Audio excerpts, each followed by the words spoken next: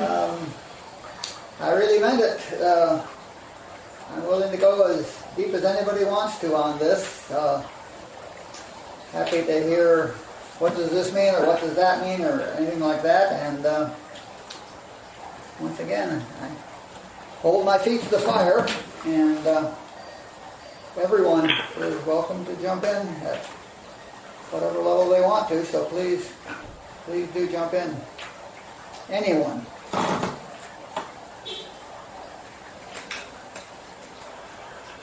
Hi, it's Adele. Can you hear me?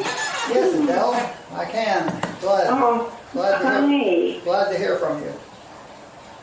Thank you so much. It really, really helped. I was noticing a few things. First of all, that this is the crux of the fantasy and the mistake about it. And I don't think it should be called God. I think it should be called Godding. or just being. I think that's or just being. Yeah, being. Mm-hmm. That all the words we have, even consciousness, are nouns, and they imply that it's an entity, and it's so confusing. Yep. And even that there's awareness at every point. The mind wants to name a sensor or one who is aware. Yep. That really, really helps. And what I realized when you were talking is that is how I was looking at for so long, and it always led me to there. Even when there's witnessing that I'm having that experience of witnessing happening, there's still a sense of me, it being me as the witness. And but that's really a habit. And that's really a habit. It is. And even today, I really heard, wow. Yeah. That I could even frame it, witnessing happening. But that's just a habit thought, and it is mine. Yeah. Investigated. There's nothing to assign it to. Yes, and this was really helpful because a big fantasy script out of a feeling of utter desperation was that I would be saved. Yeah. That I will be saved by a savior, in fact, and that, and then there's the despondency that comes with having disappointed myself in some way about that. Something happening where I don't have a harmonious experience and feeling shame. And I just wanted to say that in the construct of there being a witness, there's no way out of that, I don't think.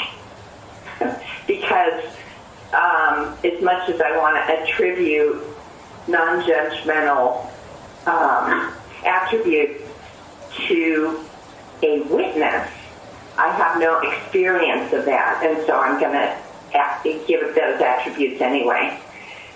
And it's not true. There's just witnessing, and there's no, I don't know. Today I realized that in the teaching we've been told again and again, we've already been given everything in the kingdom. We're constituted of it. But I realized when you were talking, I still believe there was a giver. Yep. And there that is again. And then that giver might be possibly disappointed in me because I haven't been as spiritual, and I don't deserve what I've been given. And all of that stuff is completely dependent on a single entity of awareness that's above all the other ones making master decisions. So I think I needed just to hear that validated, that I kept bumping up against that. In listening to the teachings, it's reiterated again and again. And I know it's for the audience, and it's confusing. So, thank you. Yeah, you're very welcome. Yeah, it's going to take a lot of work to stop associating a doer with every doing, because we're so conditioned to do that. It's going to take a lot of work to give that up, because we're so conditioned to think in terms of subjects and objects. There's the subject, the thinker, and their object, that which I'm thinking of. And so I'm a subject thinking of an object. And see, that's all false construct. There is no I thinking. There is no I thinking. And there is the object that I'm thinking of has no reality. It's the only thing that's happening is thinking, So here's another one that occurred to me. When you have, so it's all subject. I've gotten back the wrong thing. It's all subject. Well, actually, it's all subjective. There isn't any such subject. There is no subject. It's all verb. Yes. That's right. It should be called guiding. I swear. It just fucks us up so much. And it's an intransitive verb. There's nothing going on but verb, being, and get this now. There's nothing going on but being, and nothing is happening. It's bizarre. Yeah, absolutely. That's the only sane reaction. It's bizarre. Yeah, you got it, kid. That's it. That's the same reaction. It's bizarre. Thank you. You got it. Listen now. Stacy, I'm just confused, because I just went to the car and talked to my husband. One of the kids is upset and she wants a snack. She doesn't know what she wants. And my husband he doesn't know what to give him for dinner. And it feels like they're separate. It feels like there's me and there's him, there's her, and we're all separate, and it's all struggle. And there's always some sort of issue. Yep. I mean, but there are the moments where I feel that it's all just bliss. And like last time when she was sleeping, I looked at her and I just felt the well-beingness, Yep. But it's just being in life, like day in, day out. It's like the rare moments, because of all this. But I like when you say nothing's happening. It makes me feel good in a way. Like, whatever, he'll figure out dinner or snack, whatever. I'm free from it. And that's exactly true. It certainly looks to us at our stage of consciousness. There's all these things, and there's this me doing this, and there's the deeply conditioned state of consciousness that we're at. There's a lot of and when we're looking through that, there's all this stuff out there, and there's just no question about that. And the point is that and you have these moments, most people don't, but you have these moments when you realize that all is well, in all caps, with an exclamation point at the end of it. There are moments where you have this clarity, and that all is well. And the question is, which will you believe? When I was doing my fourth step, I'd been fasting for 4 or 5 days and doing my fourth step, and I did a written autobiography type fourth step, and finished it. And I was up at Wrightwood, up in the mountains, and I went out for a walk in the mountains, and I'm walking along in the mountains. Here it comes again, the chill. And I suddenly have a huge realization that everybody in that autobiography that I just finished reading had always been doing the very best they could.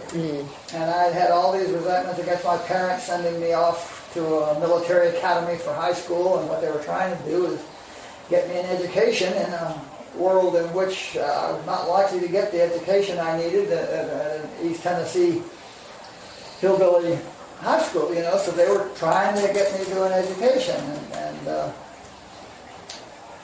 and I realized that I was the one that chose the military school because it was that choice or a church school. God knows I didn't want to go to, and so I chose the best. But everybody was doing the very best they could, and I had this real moment of clarity that was so real that I have never doubted it since then. There's no question about the reality of that. If you look at, if you see the moon, the finger pointing is understood. There's no question about it. Okay, and about 5 minutes later, I had another one of those come through to me that said, "And so have you." And that I too have always been doing the best I've done. And that was, to tell you the truth, that was the end of my kid work. Because that was so clear and so huge that it was heard all the way to the toes of every kid. There's just no question in any part of my being since that point that I and everybody else had not been doing the very best we could. So the question is, you have those moments, and at some intensity, and they will get more intense perhaps, and more frequent perhaps, or whatever's going to happen is going to happen. But those moments are the real ones, when you're seeing the moon, rather than looking at the finger pointing at it. And the progression is that those happen more and more frequently, and they get bigger, and they get more intense, and they get longer. And that's the experience of growing spiritually. Over, as dear Bhagwan would say, as slowly. But yeah, that's what happens. Which one are you believing at the moment? And that determines where you're going to work. And I think I have a lot of kid work still. Yeah, it feels that way, but if you see it as kid work, then it's not kid work anymore. If you know that it's kid, then you know what it is, and that's 90% of the battle, or 60% of the battle, knowing what that's, Yeah. If you, in the moment, say, "Oh, that's just kid," then you don't have a kid problem. I mean, in a way, because like when my husband was saying all that, I just thought, oh, here's the story. I'm overwhelmed. I have to do everything. No one can figure anything out. It's a kid. Mm-hmm. And it's not true. Mm-hmm. Or not, yeah. So it didn't really bother. I just hung up. Yeah, fine. Yeah.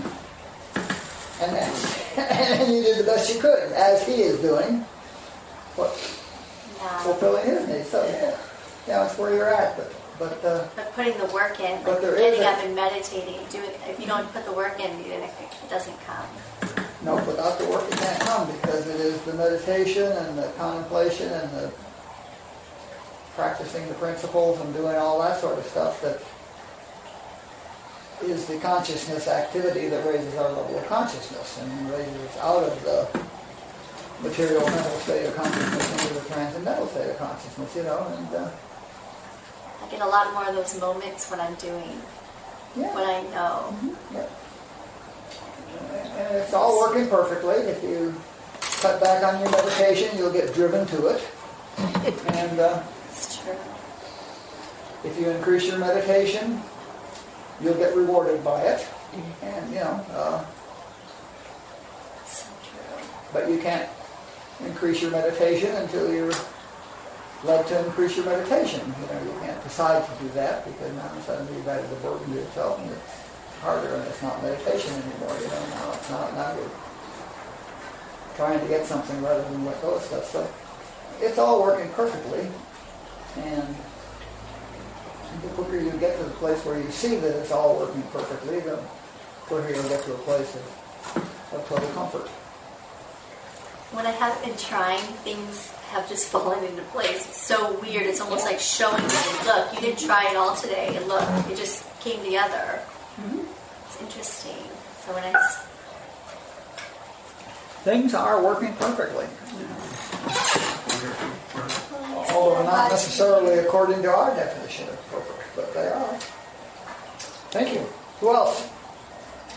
Anybody jump in?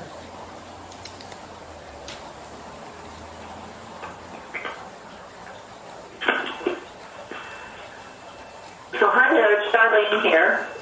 Hi, Charlene. Hi. And I just realized I just need to change the phone.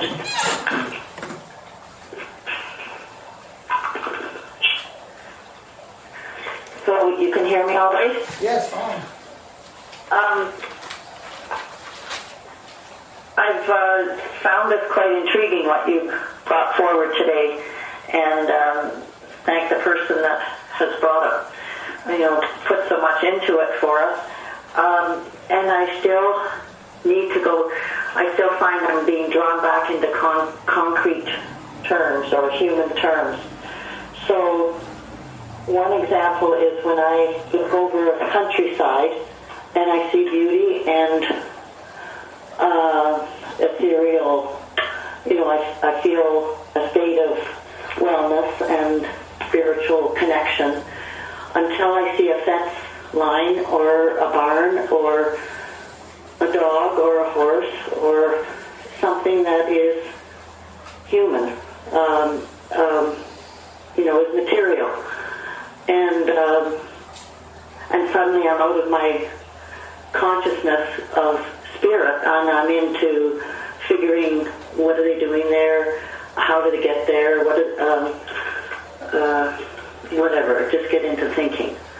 So that's one example, and trying to be back into this, the barriers that you're talking about, and beingness and experiencing God. The other example is a friend is having serious testing for a serious illness that isn't quite, in the medical sense, isn't known. They haven't figured anything out. And there's a lot of focus on the testing. And when I wrote to this person, I was forcibly trying to stay out of the materialistic way of looking at this. Just trying to stay with the wholeness, the oneness. I found it very difficult to put that into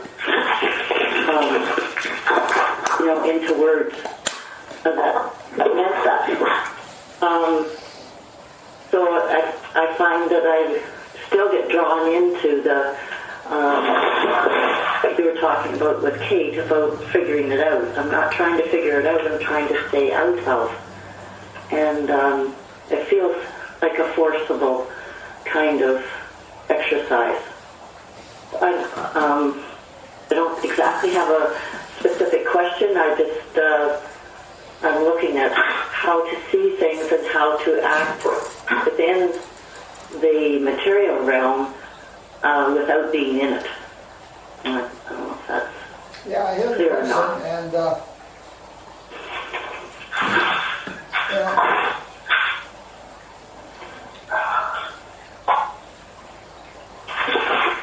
somebody moving papers around? Is somebody other than you got their line unmuted?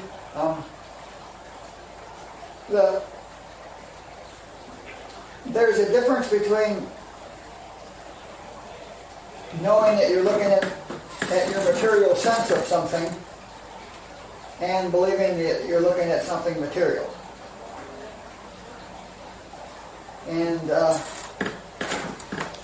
as long as you're aware that you're looking at the material sense of something, then you're in the higher state of consciousness. So for instance, a barn is a material sense of a safe place, a secure place for horses, I guess. I don't know. But a barn can be seen as what an aspect of God looks like, rather than as a human construction out there.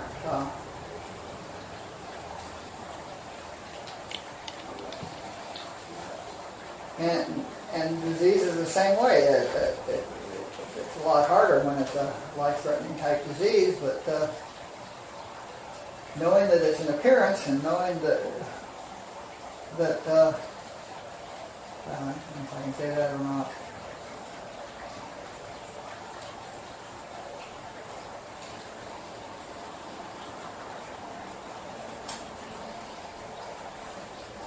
the answer is, in spite of the testing that they're doing,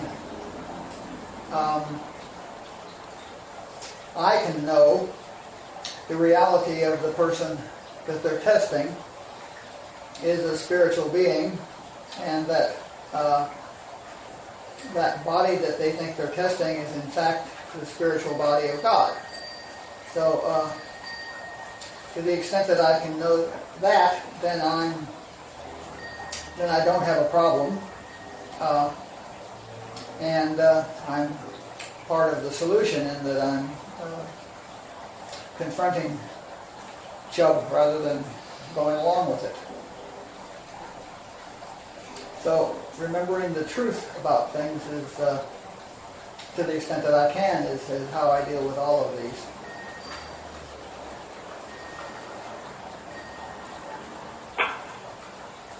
Okay, so I can see that I've been confronting it rather than just remembering the truth. Yeah. I'm trying to disprove. Yeah, there's nothing to confront, there's nothing to disprove. The fact is that she's a spiritual being.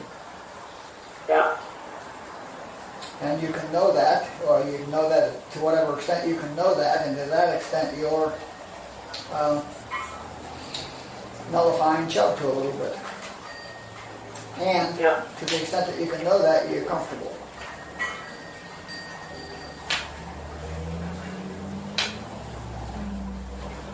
Okay. Cool. Yeah, I'm glad I brought it up. Thank you. I am too. That's where the work is. Remembering the truth. Not as a tool, but just as remembering the truth and letting it appear to us. Not as trying to make it happen, but as letting it be seen.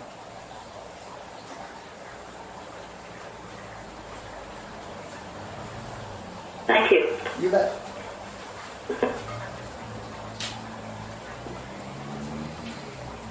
Okay, Lee, as long as we're on it. Are you there? Yeah, I'm here. I still have this one little bitty thing, and so ask now. If the totality of awareness is omniscient, then it has to be behold all. That all activity, all omni-activity that takes place as itself, right? Or is in itself, right? What is the totality of awareness that's omniscient? Because this is the thing we're calling consciousness. Is there The totality of the ising.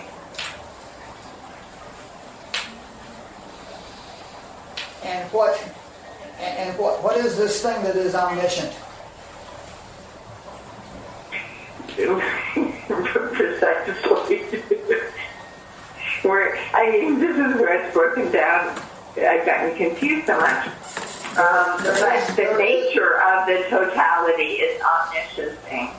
There is no totality of existence that's omniscient. Omniscience is not because some one thing is knows everything. I get that. Is thinking about everything and knowing everything for it. It's because the oneness itself is everything. Yes. And is experiencing everything. That's what omniscience means. And I believe I see that. Okay. Or at least I understand it as much as I can. Yeah, play with it. Okay, so right there, how could, so if God is too pure to behold iniquity, then beholding everything in awareness, how could it not include beholding that which is perceived, individuated, in its dim state. You still have one thing that is too pure to behold iniquity. And there is no God separate from all these experiencings, including the experiences of iniquity, that is too pure to behold iniquity. The statement What does it mean then?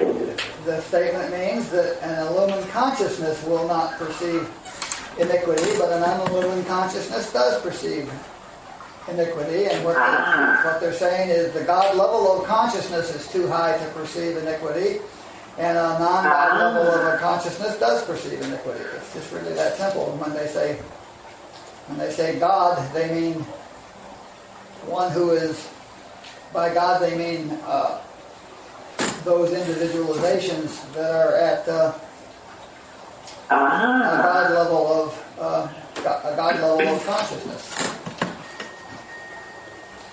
So if you're a Jesus, you're too pure to behold iniquity, and if you're Lee, you're not. Got it. But you're working okay. on it. And really helps. And the Lee who is not too pure to behold iniquity is also too pure to behold iniquity. The point of awareness that he is having of him at this moment is not too pure to behold iniquity, but down the line, the real Lee, the total Lee, the fullness of Lee is too pure to behold iniquity because it's God. Got it.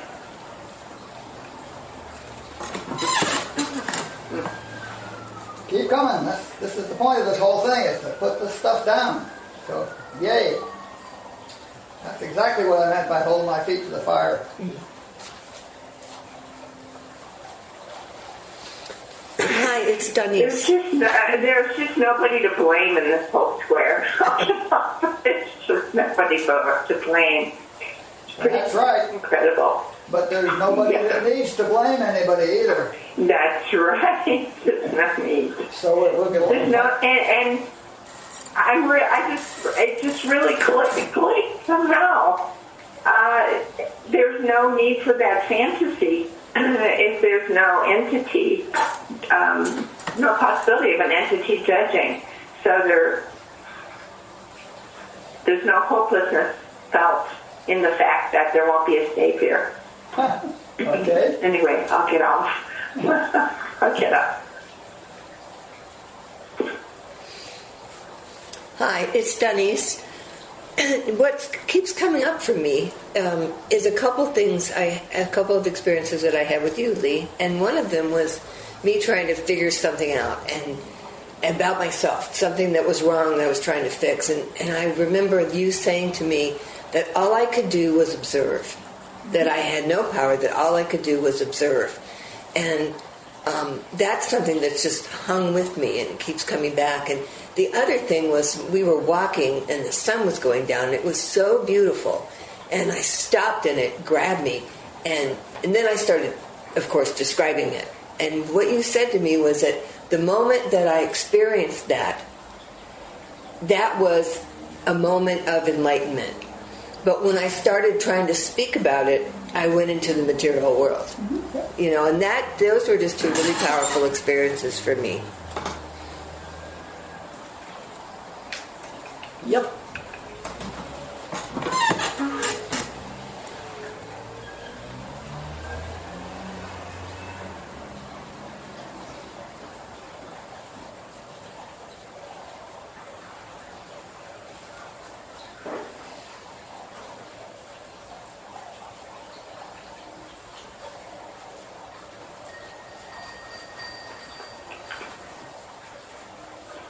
Hi, this is Ann. Hi, Ann.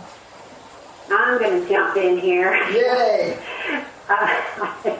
Well, and you know, when you were talking earlier, I said, boy, I'm going to ponder all these in the morning. And, you know, that just seems to really help me. So, thank you for all that fuel. And a couple of things that stuck out for me. One was experience. And Joel talks a lot about the mirage in the desert, and I have experienced that. I have driven through the desert, I've seen the mirage, it's been my experience that I drove through it. And so I remember there being just a little bit of fear because the appearance of a river there looked so great, you know. But I knew it was a mirage, and I went through it. And so I have that experience. And I've experienced some, I guess I'd call levels of revealing or healing, where like when I had that spiritual experience in Hermosa Beach, and I have 32 years sober as a result of it. You know, I'm seeing, you know, it's something you described when you were doing your fourth, and you had that moment where that came to you, and you know, a lot of times I refer to that as like aha moments, like it's something that really, really hits me. And I've had a lot of those. I've had a lot of that. And the other thing is, and they're real, aren't they? God, I mean, they're just so real. Yeah. Yeah, that's the whole point. When they're real, they're real. Yeah. Yeah. And but then on the other hand, I know that you know, I have a lot of personal sense. I have a lot of that state or that level of consciousness, and I know that I can't change that except, you know, just continue to do what I'm led to do. And when we were talking last week about the choice, I mean, that really hit me, that we have no choice, that we make no choices. And I remember, because I used to see David Hawkins a lot over in Santa Monica, and I read all his books. I listened to all, you know, and I always remember that one story he told about when he was in the snowbank, and he really, I think he was a teenager at the time, and he really was going to give up and just die. And there was quite a peace that came over him, and then I guess he saw his dad, and his dad wanted him to not die. And I remember David saying, well, I didn't want to hurt him, so I came back. But I wonder now, after we talked about that choice thing, he didn't make that choice, did he? It seemed like there was no choice, that he, you know? Yeah, there's no choice. Things look like choices, but we make the decision that we think we make is the one that is based on everything that we've experienced in all of our lifetimes and what we believe. And you know, the decision is the one that's, you know, we choose what's best, whatever that means. And the definition of best is whatever it is to us. And the decision, therefore, is based on what our experiences up to that instant make us believe would be best. And all of that is past history, and there's nothing you can do about it. So he was trained to care for his father or something. Who knows what? But no, there was no. Yeah, he calls that codependent or something. He jokes about it. Yeah. That would be sufficient reason to do that. Yeah. Yeah, I mean, gosh, there's just been, in the last couple of classes, I feel more muddled than ever, and I think that's really a good thing, you know? It's really shaken things up with me, and so, and then, you know, that Joe Vitale and Dr. Land, they talk about that book, The User Illusion, I think it's called, and you know, they talk about how before we make a move, the brain had already triggered a second before, and so that, you know, and that blows me away. That, you know, gosh, when I go to lift my hand, it already triggered like a second before that I was going to lift my hand, and so they talk a lot about that, not choice too. So I don't know, it's all pretty bizarre to me, but yeah. So I'm gonna sing that practice, practice, practice is what I always hear my first sponsor always said, and I heard you say that today, practice, and that's pretty much, what I'm going to do. So, Cool. all right, thanks. Thank you.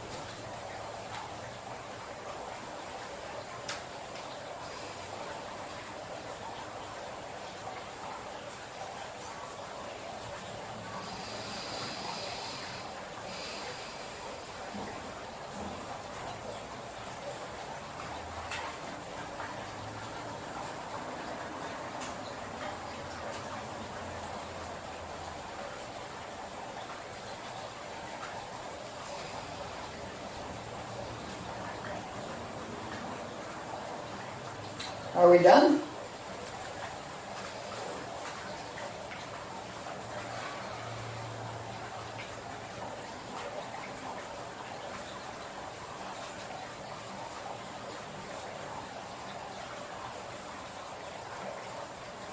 Well, I guess so. Thank you all very much for putting up with this today, and I love you all, and we'll see you next week. Thank you. Thank you. Thank you, everyone. Thanks for the audience. Good week.